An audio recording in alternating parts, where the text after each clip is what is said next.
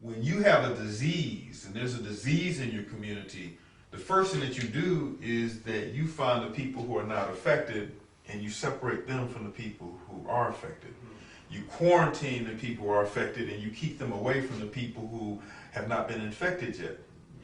You make sure that these folks are safe. Then you maybe try to deal with this if it's possible to cure this. Because of the nature of our insanity, our mental side in this society, we're focused on these people while these people are still being infected. We haven't set up the barriers because we are afraid to establish those barriers because we know that those barriers go against what Europeans want. They want this to happen. And we realize that whether it's at a conscious or subconscious level. Logically, historically, ourstorically, people automatically protect those who are not infected. Of course, if you see the disease as an advantage, as something that you want, then you don't think about protecting what you have. So, one of Enio's favorite proverbs.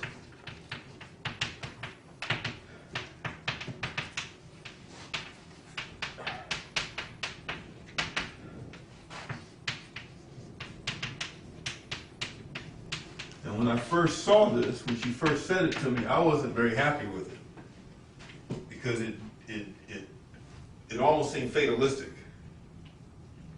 But it makes sense. I grew up in a house where my mother would tell me, because I wanted to save the world, she would always tell me, well, you're going to have casualties in every war. Okay? So our job, because of the nature of this, because of the magnitude of this problem, is to give the warning for those who have the capacity to understand, who have the capacity to listen, who have the capacity to think. Everybody doesn't have that. Some people's mental side is so deep that they cannot accept the possibility of an interpretation that is not the one that they have been spoon-fed. So our job is to give the warning, knowing that some will survive. Okay. So, I don't know if I need to explain Yurugu, but I do want to read Mama Mwalimu.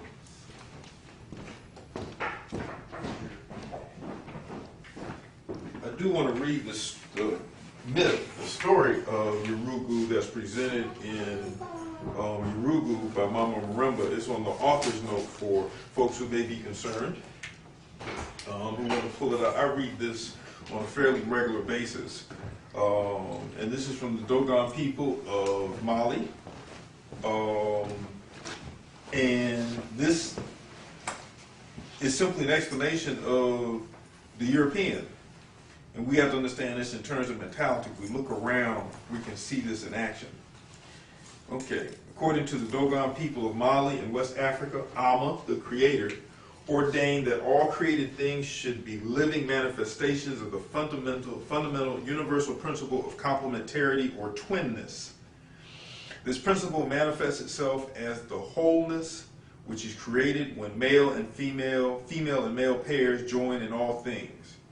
Such pairing establishes equilibrium, cooperation, balance, and harmony. Amma therefore equipped each being with twin souls, both female and male at birth.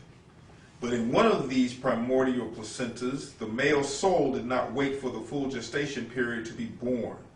This male being was known as Yurugu, who arrogantly wished to compete with Amma, God-vying, and to create a world better than that which Amma had created. With his fragmented placenta, he created Earth, but it could only be imperfect since he was incomplete, that is, born prematurely, without his female twin soul. Realizing that he was flawed and therefore deficient, Yurugu returned to Amma, seeking his complementary female self. But Amma had given his female soul away.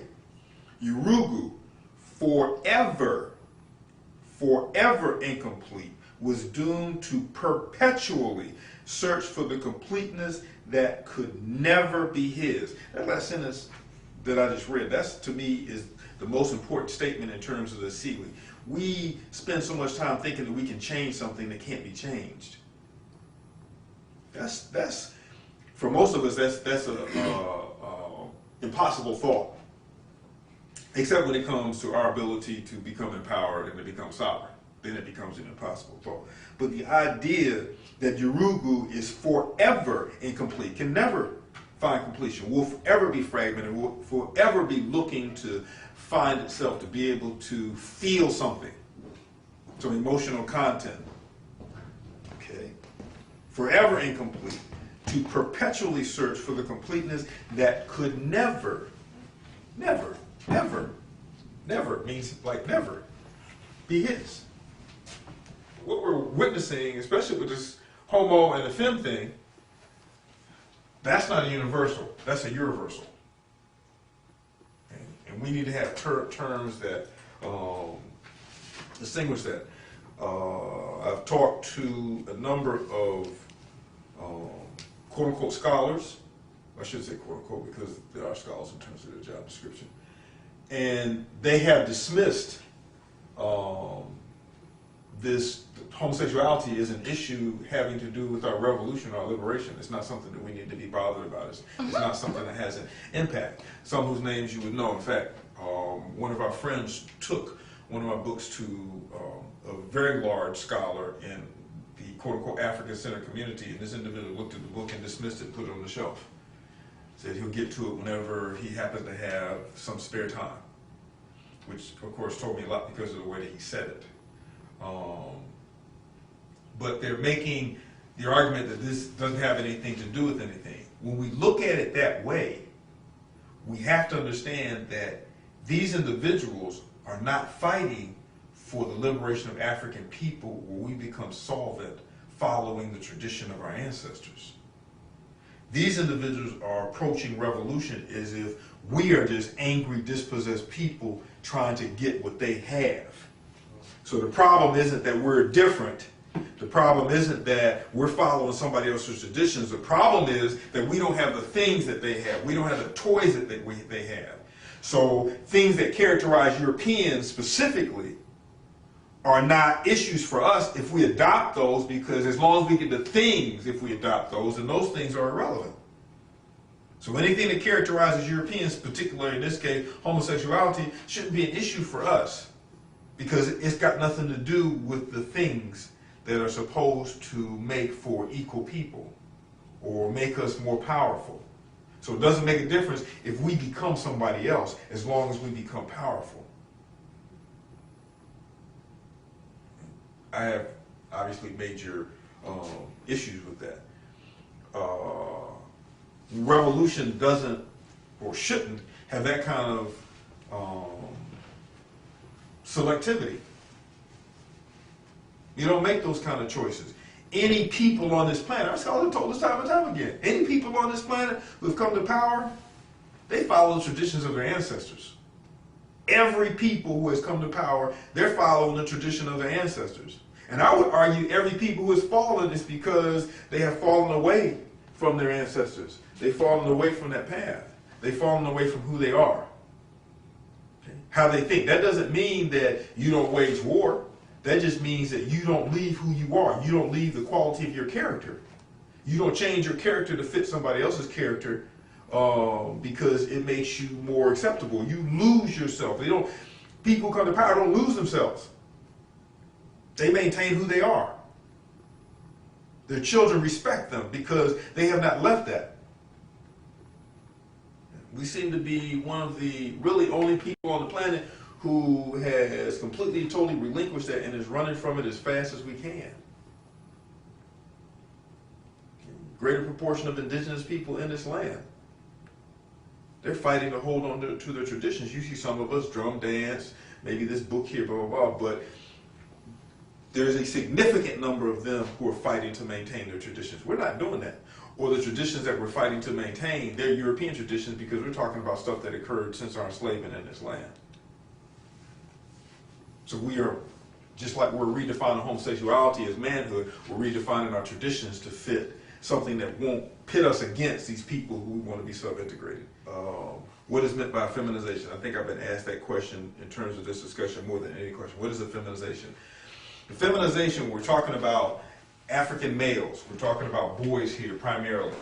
We're talking about boys who are modeling their behavior on the ideal within the European media mind of a little white girl who is spoiled, who is silly, who is selfish, who is defenseless, who is constantly looking for attention from grown men.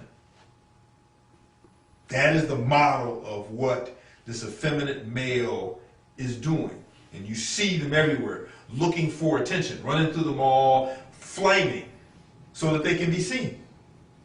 Looking for the attention, looking to be protected.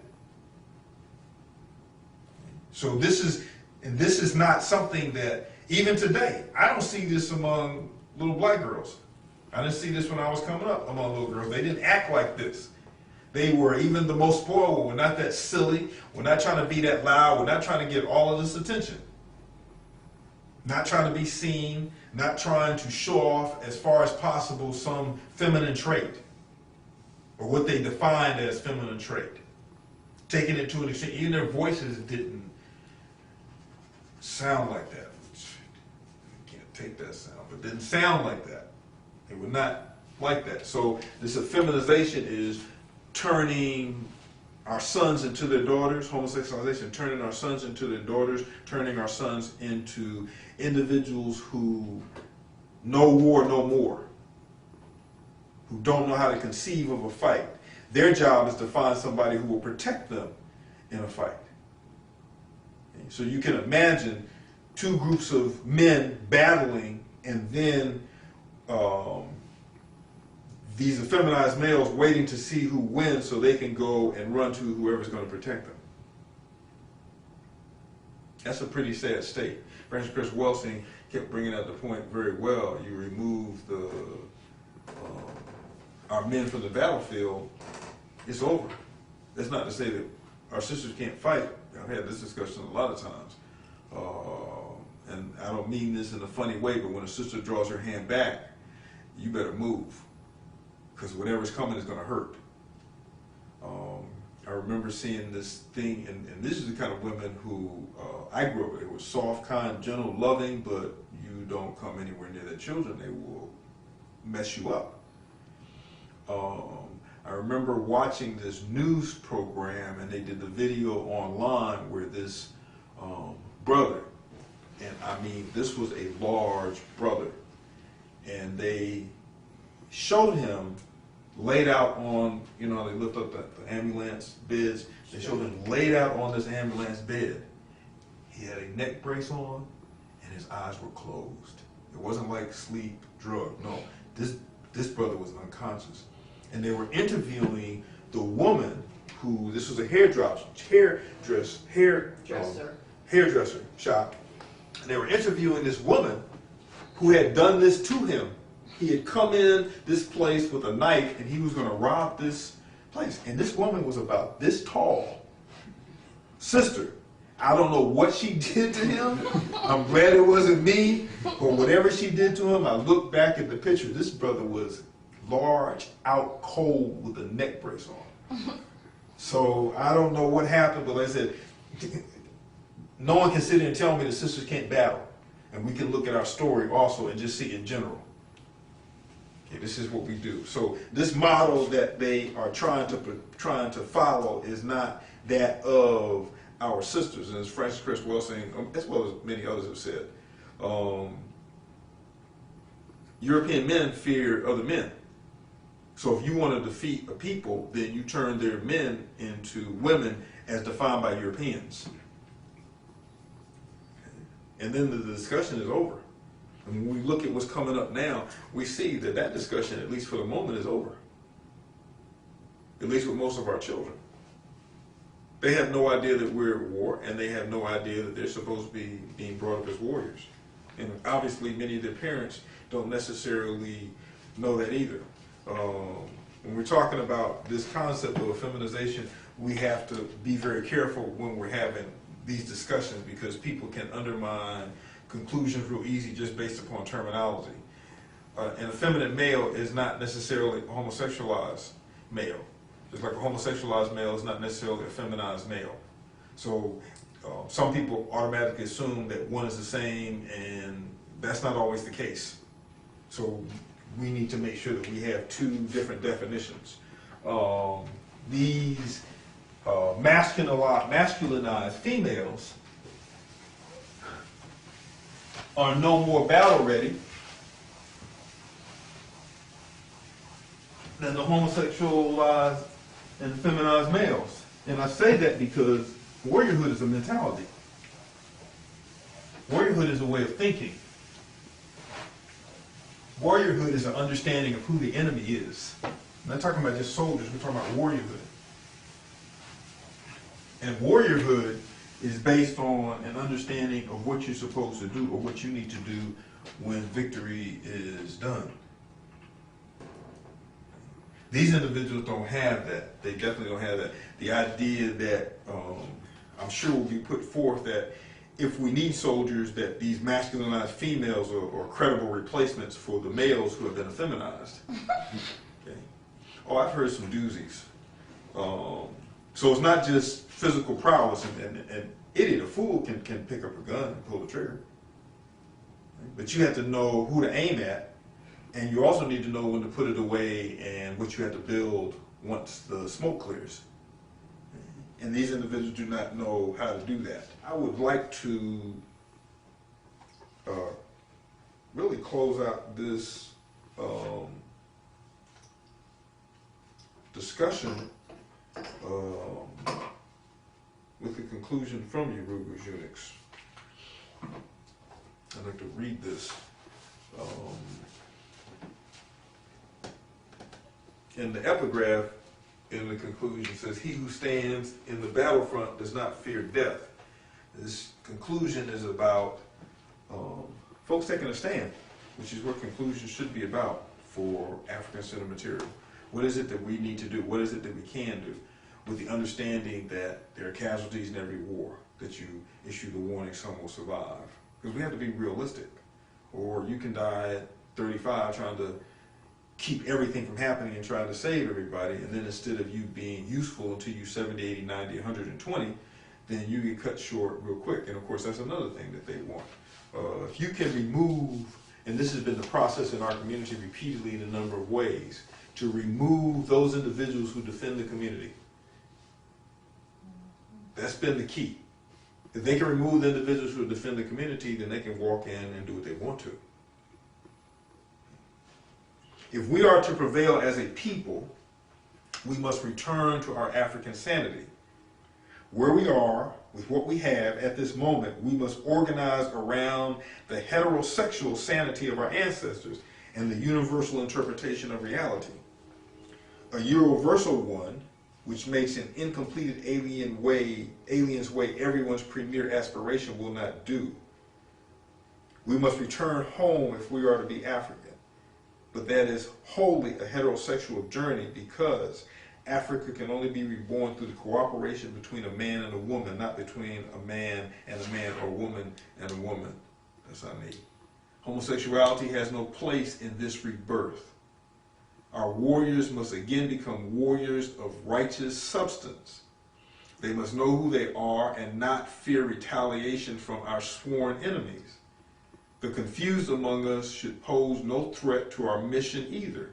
There is no excuse for us not protecting those who do not want to be consumed. That's, to me, an extremely important. There's no excuse. It's not like you can explain it later. It's not like when you make your transition and you go before this board of ancestors, or you go to the scale. You can say, "Oh well, I couldn't do it. I was a little bit weak at the time." Those excuses are unacceptable. Absolutely unacceptable.